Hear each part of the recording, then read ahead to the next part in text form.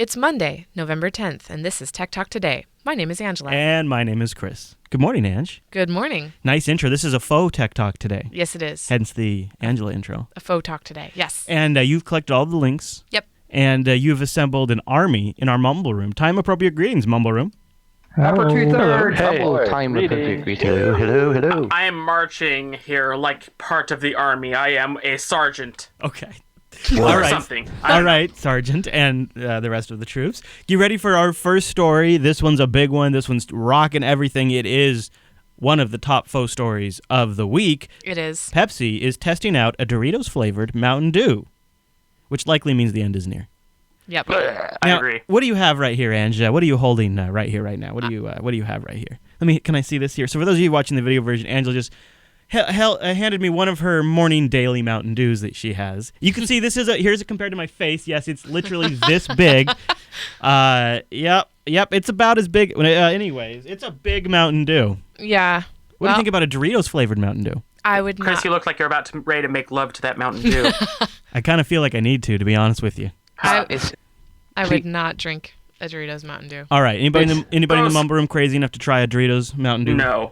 But Is the no. next flavor jumping shark flavor? Yeah, no kidding, right? No kidding. this chemical cocktail. this new Mountain Dew thing you're on about. It sounds like the PC Master Race meme. Please drink verification can. Well, it was funny you say that. Reddit user PC Master Race is the one that posted the above photo at a booth at his school where Pepsi employees were handing out little cups filled with Doritos-flavored Mountain Dew. Yes, Doritos-flavored Mountain Dew. They're calling it Doritos. Yeah. No. It's No. if I wanted to drink food, I would just get a blender. There we go. Or a juicer. Yeah, both. Yeah, a little combination of both. I gotta ask Lionhead. I need a little straight dope, Lionhead. When you hear about things like this, does this just personify every stereotype about Americans? Pretty much, yeah. It's just like you have to be American to be that mad. I agree with that. Oh, man. No arguing. All right. Moving on to our next faux talk story of the day. This one, it's a little troubling, ladies and gentlemen. I don't want to get you in trouble, so we're going to give you a heads up. This is actually true. It turns out you're violating copyright if you take a picture of the Eiffel Tower at night. During the day, it's fine. But at night, the lightworks that are illuminating the Eiffel Tower is actually a piece of art that has been copyrighted by the artist. And that is why you cannot take a picture of it in the dark. Yeah. That's violating. I think that's violating copyright law because. Well, they say the art display itself of the lighting is copywritten, so don't copy me. Isn't there a sculpture in Chicago that's also like that? A big bean thing. Oh, but I've seen some great pictures of that. People do take a picture of that bean. No, apparently it was up until 2005. It was, and then they made it legal. So okay. previous to that, it wasn't. And there's another one in America. There's an oil, not an oil drum, like a gas thing. You know, like the big things you see by the side of the road that contain gas. Yeah. I don't know what The you call gas them. tank. Yeah, there's one of those with some artwork on the side of it, and there's a security guard who stops people taking photos of it. I can't remember who it is. I saw it recently. Yeah. Can't take a photo of this artwork. It's all right. We've In got public, yeah. We've Yeah. got. Go ahead, Eric. Well, I don't think there is a judge on the planet that would enforce that copyright. Well, no, but it doesn't need a judge. All it needs is some bully boy, security guard who Shooing you away. enforces it. Yeah, Yeah. exactly. All right, so we've got one more faux story to cover, and then a couple of big stories that broke this morning in the tech industry. We got to get some legit Okay. tech news in there too. I don't All want the right. haters to write in, Okay. but this next one's good too. Yeah. Well, it's not A little, good. no, it's disturbing actually. Okay, so there was planking and other. I could get. I mean, I didn't do it, but I could understand planking. Abby's been planking between the Yeah. your couch and Yeah. the leather chair. She's Yeah. been planking between those Yeah. like almost every morning. Yeah. But then there was like ice cream coning Yeah. where you grab the ice cream cone by the ice cream Yeah, instead of the yeah. There's cone. been a few. Yeah, there's been a few like that. There was the Harlem Shake. Yep. That was Yep. So This next one though, not so good. Not the same kind of fun spirited, is it? No. Apparently, rich kids are taking selfies with homeless people in the background. That sounds like it's distasteful. Is this a targeted thing, like to stir up some like drama, or do you? So I don't know. The idea is you go pose with a homeless person and you take a selfie. Yeah. That sounds really mean. It is. And, I tried to see if that website was satire or not, but their About Us page gets a 404 error. Hashtag homeless guy. Oh, shoot.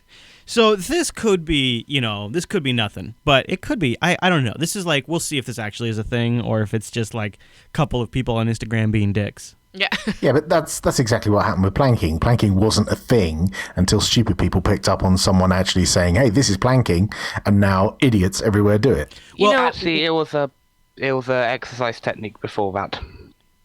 What? Yeah. Bullshit. Okay. All right. There's sure. no way that laying flat on any random surface is an exercise technique. It was Well, the course. it's a yoga move. One. The You idea have is to to lean balance on it. yourself. You are aligning yourself with the earth. I mean, so here's a couple of things that jump out at me as perhaps bogus with this story. The fact that they're just sort of blanketly saying rich kids at the top, like, who determines they're rich? Why? Because they have a front-facing camera on a smartphone? Does that make them rich? Or is it because they're actually rich? And how do you know they're actually rich? So I don't know. But it's kind of disturbing. It just sounds like a troll piece, really. Yeah, well, I hope it doesn't become a thing.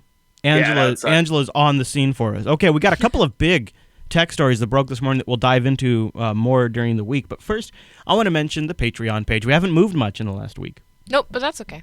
406 patrons over at patreon.com/today. This is the landing page you go to help crowdfund the Jupiter Broadcasting Network. It helps us keep things a little flexible, give us some runway on new projects, and keep the ads down. And as a thank you, we produce Tech Talk Today, Monday through Thursday, at least for now. Mm-hmm. I feel a schedule change is on the horizon. Yeah. Well, we'll see how people like the faux news. Yeah. Me. Oh, we'll see. Because yeah. that may help. Oh, yeah? I don't know, maybe. You think maybe we'll keep Mondays around is what you're saying? Maybe. Well, if you keep dressing up this nice every Monday, you bet. All right. Now, here is a very interesting story. We teased it last week, but now we've gotten it. The Mozilla Developer Edition of Firefox. And guess what? They're just going to call it Aurora. They're kind of pulling a Microsoft move where you take a previous product and then you just kind of... Aurora? Yeah. So I don't like that name. I can't say it. It was the It was like in development version before. Here, I'll play a little bit of their video. They got an introduction video. Dave King, Like pre-beta. director of the Firefox Developer Tools. For the Firefox 10th anniversary, I'm excited to announce Firefox Developer Edition. We're looking at the whole browser through a lens that used to be just stuck on the Firefox Developer Tools window itself. This lets us turn Developer Edition into a bit of a hard hat area. And that lets us mold it to how developers work so they can build an open and independent web. And there's no learning curve. All the tools you expect are already installed, so you can focus on getting the job done.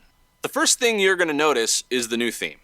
We took the look of the Firefox Developer Tools and blew it out into the whole browser. It maximizes screen size by using these streamlined tabs, and it also just looks really cool. And it runs alongside other Firefox browsers, so you can try different versions at the same time. Oh, I like that. Developer Edition simplifies the process of building for the web. It has all the cool stuff you've come to expect from the Firefox Developer Tools, plus a few new tricks that kind of expand the scope of in-browser development. So it's kind of exactly what we expected, it sounds like. Mostly, right? Anybody in Mumble Room got any thoughts on the new... They're about to talk about the web IDE, but I thought we'd give us a chance to chime in. It sounds like they're trying... It sounds like simplifying the one that goes to normal people, and then giving the developers a separate one, so the normal one is less cluttered than the developer one. To me, all right. Before I jump in, anybody else have any thoughts, any other takes on that? I'll let you know when it finally downloads. It's taken half an hour so far. Must be a lot of interest. I kind of already accomplished this with a profile. Sure. Oh, sure, yeah, right. You could do a theme, you do a couple of extensions, and you pretty much have it, right? Mm-hmm. Yeah. So that kind of, this, to me, seems like a little bit of just rearranging the deck chairs. You haven't really created a new product. You've taken a bunch of things that are already together, or already available, and put them together. And to me, it feels like Mozilla is perhaps trying to figure out why developers are not using Firefox as much, and maybe they think they've finally nailed it. Oh, the problem is it's too hard to get started. So developers are switching to Chrome because it's too hard to get started with Firefox. So we'll make a browser for developers. They download that one package, it's ready to go. That'll get developers finally using Firefox. That'll solve it. But in reality, it's more about the technology and more about WebKit, and that's why developers aren't using Firefox as much. And I had a comment on that. Just kidding. That all went over my head. I could be wrong, but that's my impression. I don't know. I think there may be a little bit of PR spin here, getting a browser out on their 10th anniversary, because it's years since Firefox 1.0. But giving them the benefit of the doubt, I can see a use for having a developer version which is separate from your daytime runtime version of Firefox that you use for opening your emails and stuff. Yeah, I think it's a good product. I don't mean to. I don't think it's. I guess what my point is I don't think it's going to move the needle for them, but I think it is a good product, and I like bringing all this stuff together in one spot. For somebody who maybe doesn't know what the best tools are, even like if I was going to get started today, I don't know if I know which extensions I should go grab or not first for debugging my website or whatever. So the fact that I could go get something from Mozilla that's like, here's the Firefox browser with the setup the way we like it, I trust they're going to make the right choice there. So I think it's a solid product. I just don't know if it's really going to accomplish what they want it to. All right, I don't really know much about this next story. We're going to talk about it more later this week. We'll probably be digging into this. But today, the White House has released a statement by President Obama where he's urging the FCC to reclassify broadband as a public utility. What? Oh my gosh! You know what? The first thing I think of when you say that, more taxes. Well, there's a couple of tracks. So, wow. I guess where I'm at with this, and I'm still evolving my opinion, is where we are at today with broadband in the United States is it's fundamentally screwed up as it is because we do not have proper competition. Mm-hmm. And I don't think anyone would argue that. I think everybody just accepts that. So how does now creating one nationwide monopoly, in this case the federal government, solve that problem? It seems like their job would be to foster more competition, to lock down on these ISPs that are abusing their positions of power, to not approve giant corporate Comcast mergers, but to instead to foster more competition, because you can clearly see over the last 2 years, it is astonishing. So Google has been rolling out Google Fiber. And when they go into like towns that have like really crappy speeds and they roll out Google Fiber, guess what happens? All of the ISPs in that area quadruple their speeds, and all of a sudden, everybody gets way faster speeds, data caps go way up or go away completely, TV rates drop down, the cable TV prices go down. When you bring in some competition, the speeds go up, prices go down. And the other thing I worry about is long term, if broadband is a public utility and our shows go over that utility, are they subject to potentially some sort of regulation, policies, FCC enforcement? Those are all questions I'm going to have as this goes on too. Right. Might be way too early to worry about those things right now. So are you saying that like the government would like buy out Comcast, Frontier? No. So I believe, and I have to read more, I think the way it would work is they would essentially be licensing access to the broadband infrastructure from the government. And there's a couple of different proposals. There's some where it's just certain interconnect points of the internet would be classified as a utility, and there's other parts where like entire backbones would be. So there's I have a feeling that will allow more spying if the government could hand out licenses for the internet. Maybe. Yeah. I mean, who knows? I suppose. Yeah. I suppose eventually probably lead to a lot of equipment standardization, which would make that easier and things like that, just by its very nature of having one entity that would be controlling the whole thing. It probably is very true, especially when that entity is sort of part of the same team.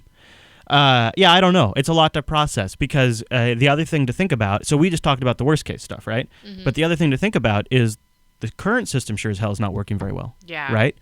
And I don't know, it doesn't seem to be getting any better, and the federal government doesn't seem to be doing anything about it.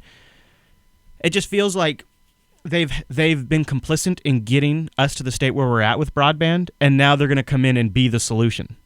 Well, no, they won't be. I don't think. But that's how they're selling it. And I feel like that's how the general internet is. I think the general internet is receiving this as a very positive thing.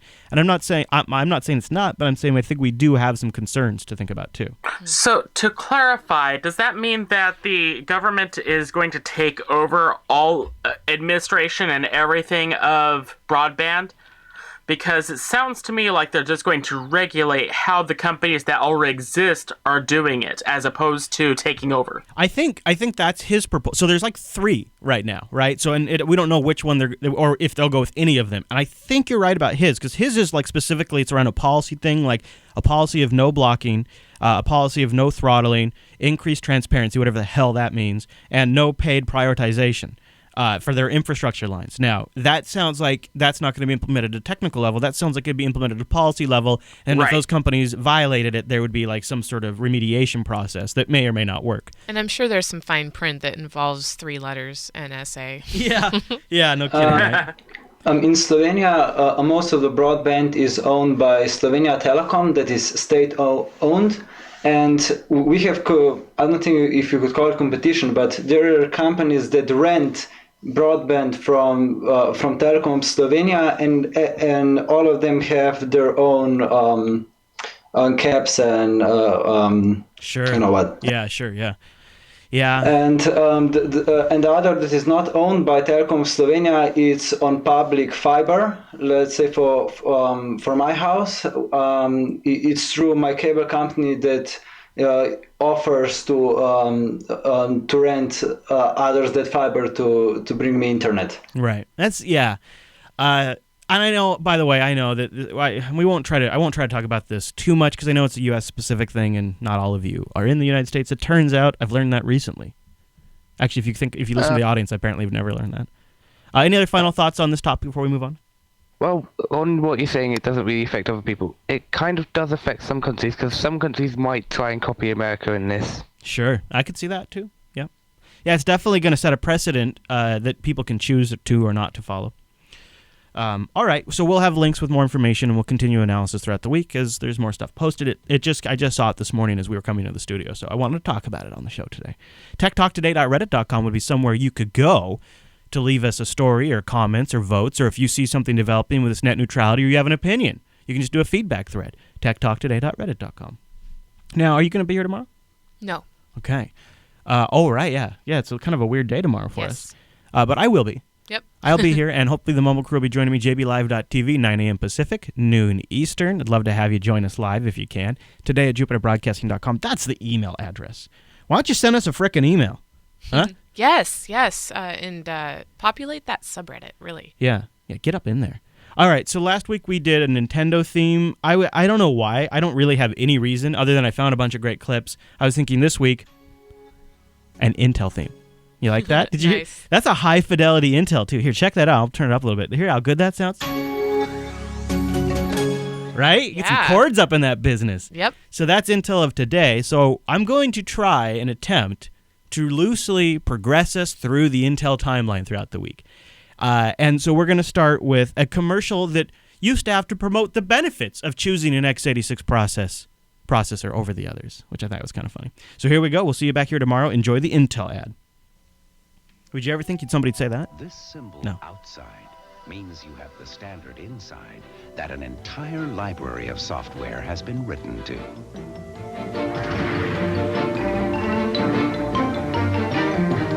The Intel microprocessor. Think of it as a library card that lets you run the software of today and tomorrow. So check out computers with Intel, the computer inside.